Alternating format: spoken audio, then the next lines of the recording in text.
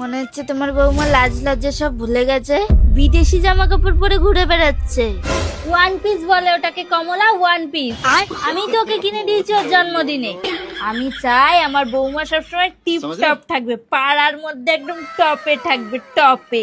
আমি যা যা করতে পারিনি সব ওকে দিয়ে করা। এসব দেখে সমাজ কি বলবে? কে কি বলবে? জিভ কেটে না কুত্তা খাইয়ে দেবো। ইচ্ছে বলো। শুনলাম তোর বৌমা নাকি আবার বাপের বাড়ি গেছে।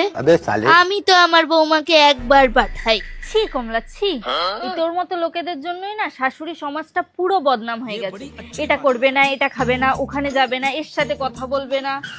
আমি মাঝে মাঝে ভাবি তোর বৌমাটার কপালটা কি পোড়া রে, তোর মতো একটা শাশুড়ি জুটেছে। বাহ, কি রে তুই কাজ করছিস কেন? বৌমা কিছু করে না? চাকরি করে আবার কাজ কি করে করবে? হ্যাঁ, সারাদিন কাজ করে কষ্ট হয়ে যায় না? আর তাছাড়া আমার হাত পা নেই নাকি আমি তোর মতো হাত পা থাকতেও নুলো? এই দেখলাম তোর বৌমা ভিডিও বানিয়ে ছাড়ছে।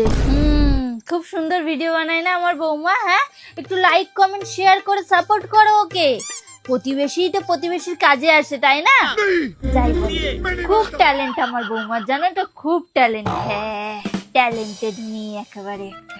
এই যে আইফোনটা কিনে দিয়েছে, ওর রিলসই দেখছিলাম। তো ছেলে বৌমা তো বাড়িতেই থাকে না, খালি ঘুরে বেড়ায়। হ্যাঁ, দুজন মিলে কামাই করছে তো ঘুরবে না?